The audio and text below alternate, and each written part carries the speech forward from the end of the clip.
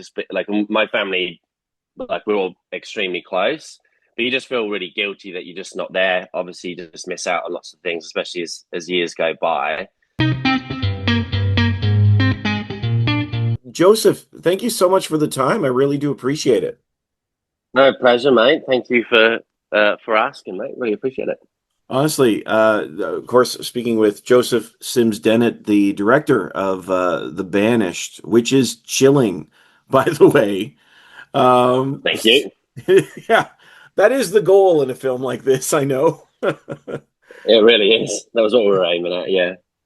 So where did the film come from? In terms of the idea, it was like I had this sort of like Odyssey, journey into the heart of darkness kind of concept. I mean, I live in Australia, and like for a long time, I was living in Sydney, and you'd go up into the Blue Mountains, and it is sort of that horizon to horizon, like just endless bush, and it's just terrifying. Like I grew up in England and moved here when I was a teenager, and you're just like, this place is terrifying. You're just so alone. Like it's quite easy to be completely isolated. And yeah, and it was. I enjoyed like older Australian films like Goodbye Paradise and just these interesting kind of sort of like detective slash Odyssey concepts. And obviously grew up watching films, yeah, like Fellowship of the Ring and um, what's Francis Ford Coppola's film that I'm blanking on? 1970s, the Vietnam War one. What am I trying to? Apocalypse Now. Apocalypse Now. Thank you, Jared. Steve, pardon me. Um, yeah, so it was just that sort of thing. And the last film that I made, I just shot in an apartment in Sydney. Like the entire film was just set in that apartment. And so I did just want to do something where there was just more, I suppose, just like momentum through the film. Like it's just a different way of making a movie when someone's just going on an adventure and walking for a really long time, and what you can kind of do with landscapes and tone there.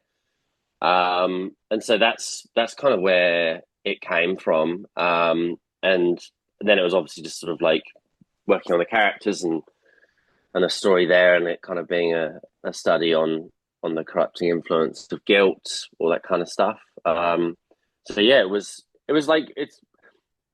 I watched the film, and it's like with the fractured timeline. It feels like quite complex and like a lot of things going on, but it's actually when you sort of pull it back, it's quite like a simple story. And I think that's what I was sort of chasing originally. So I'm pretty happy with it. But yeah, it was something like that where it came from, and then just me being like, okay, I want to get on with making something, a few years ago, and grabbing a bunch of mates and going and shooting it. Well, you mentioned about that fractured structure. I think that really adds to the film. Like it really helps you feel as disoriented as Grace does through Mm. much of the piece because um, as she's moving forward, we have to step back a few times to understand how she got there, and the pieces sort of fall into place, like the Mr. Green piece and et cetera, et cetera. Um, Mm. but it really sort of it almost assembles itself, like you said, when you as you're watching it, it assembles itself along the way, and adds to that sensibility of not inebriation. That's the wrong word to use here. Like discombobulation. Uh, Yeah.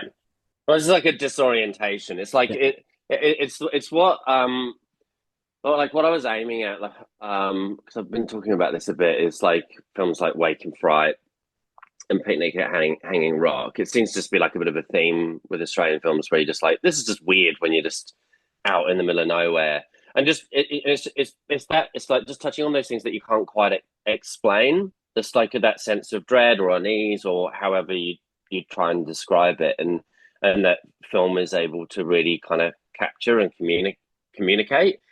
But yeah, with that the fractured timeline, that sort of non-linear, because it's actually only the first half. And what it does, like the reason for that is it does like disorientate you, but it does ask the question at the front of the film, like what's happening to her. And it's sort of jumping backwards and forwards, and you're kind of not sure where you kind of stand in terms of like which one's in the future, which one's in the past, like where am I at? Until it sort of like ties itself together in the mid, literally at the halfway point in the film, and you kind of get that lovely relief in the middle of the film when it's just Grace and Mr. Green having a nice walk and a chat for a while.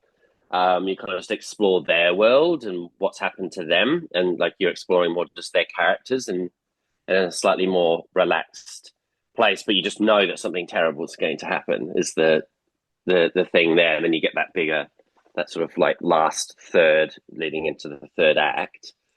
But yeah, like it was that was sort of the aim of it, just that dread and unease, and trying really to lean on that because you could probably tell that we didn't have millions and millions and millions of dollars, so you really do lean on tone to do something interesting in the horror space and tell an interesting story.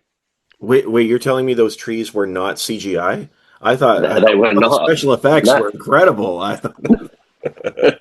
just in my living room in my apartment. Yeah. No, it absolutely it works so beautifully, like you said, and I would love to talk to you too. You mentioned about guilt, because certainly we see that with Grace, this horror of trauma, but also the guilt that she carries. And why was that something you wanted to make so central to this film?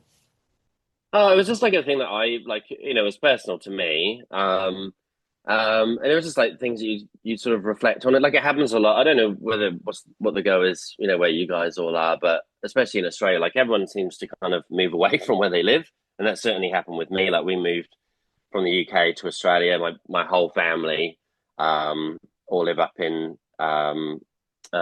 southeast Queensland. So, in another state, like it's a decent, 10-12 hour drive.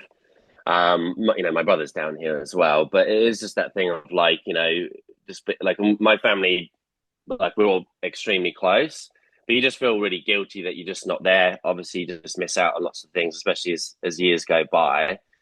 And like that, like I did sort of acknowledge um, that was just like something that I was thinking about and ended up putting into this story, particularly in terms of like why I'm telling this story and what's driving Grace, um, and and her feeling guilty for feeling like she abandoned her family, even in particular her brother, and this sort of need to like correct things after the fact, like after like the worst has happened, um, and that feeling of being like I've left it too late, um, and how that can potentially like destroy a person.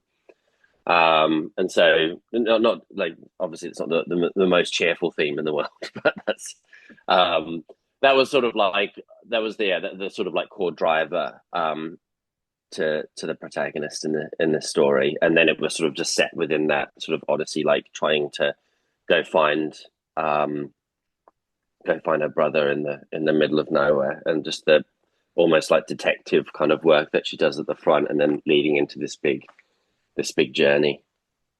Well, it's interesting because you essentially have a lost soul who's looking for another lost soul. Mm.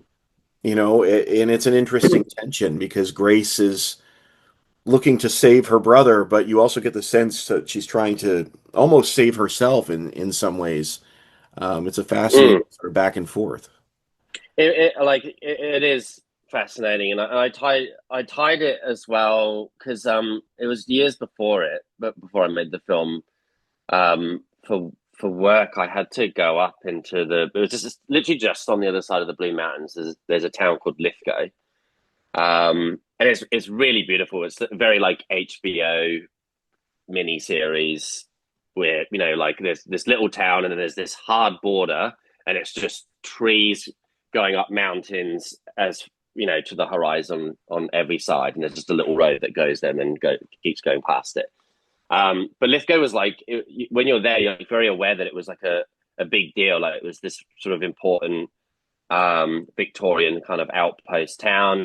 Has it has the ruins. You see it, and we shot it in the film. It has the ruins of the blast furnace there. So it was all the iron ore that they'd pull out the ground, and then they built all these trains going up through the Blue Mountains to Sydney, where they'd ship it back to the UK. Like they produced like an enormous amount of small firearms and stuff. They still do produce all the firearms for the small firearms for the Australian Army as well. But it's just like in the I think it was in the 70s or 80s, but they just closed the blast furnace, and so this town was just killed. And so it's you can when you're just in a place where there's just all this infrastructure and all these beautiful old buildings, but it's all just dying. Yeah. And even when you like walk around, like quite far, like because it's just so much national park up there, and you walk around and you come across genuine like little settlements that have all just overgrown. It's all just been forgotten for 100 years, and it's really spooky. And that sort of led into like the sort of core sort of thematic drive of the film of this of abandonment and how that's just allowed it to the town to rot and the people there to kind of lose their way as well, and then they sort of end up it's a mining town. They end up like digging too deep and finding something. It's that sort of main antagonistic force in the story. So there's lots of those sorts of things as well, and kind of like all the what's happening to the characters and all of that kind of tying in thematically as well. Yeah, I mean, you absolutely get that sense. This is a film where there's characters are carrying a large burden Mm. with them as they travel. Um, Yeah. and it reframes the way that they see the world, really, of course, Mm. as it often does. Um, Mm. I was wondering, what scares you? Um, oh, what scares me? That's deep You, for 7:30 in you the can be morning. metaphorical, or you could be. It's like, you know, Um, or you could just say spiders. But what really scares oh yeah, spiders do scare me a little bit. I'm getting better at it now. I've been in Australia for 20 years. I'm getting better at the spiders. Snakes, not so much. What does scare me? I'm not entirely sure. I think it is things like like guilt of doing something terrible to somebody that you love. That's probably the most terrifying thing.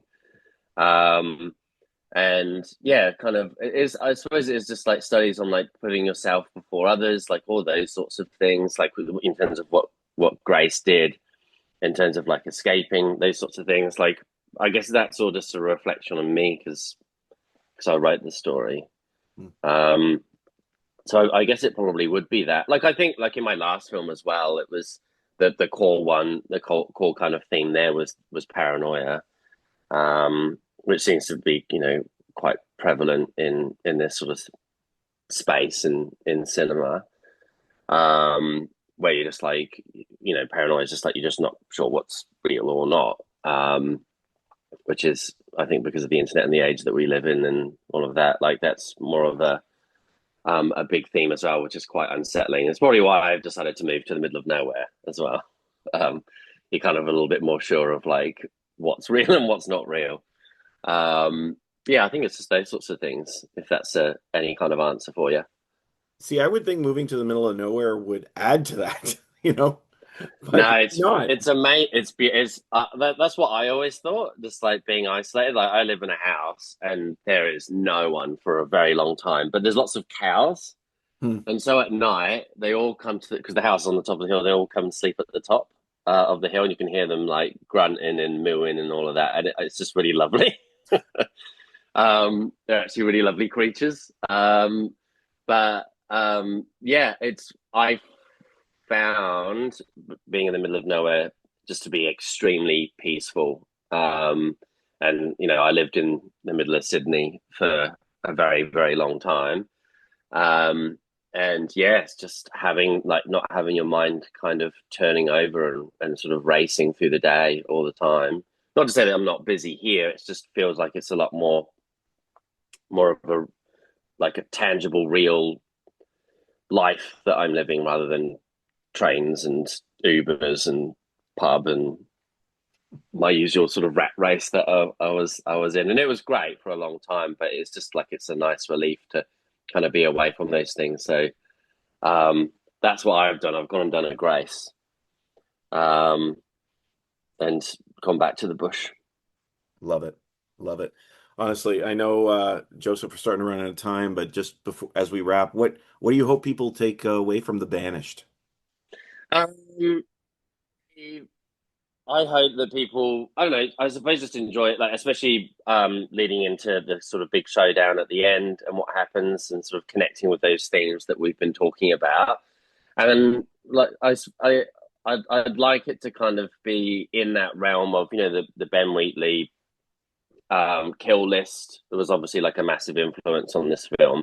A number of other films similar to that. Obviously, it being in that same space as Wake and Fright and um, Picnic at Hanging Rock and so on.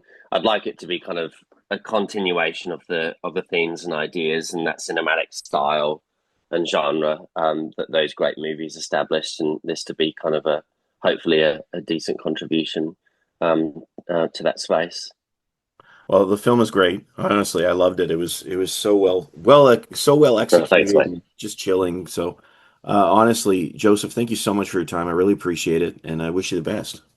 Yeah, they're very kind of you, Steve, mate, and thank you so much for your time. Absolutely, absolutely. Great chatting with you. Thanks so much. Have a great day. You too, mate. Pleasure. Take care. Bye bye.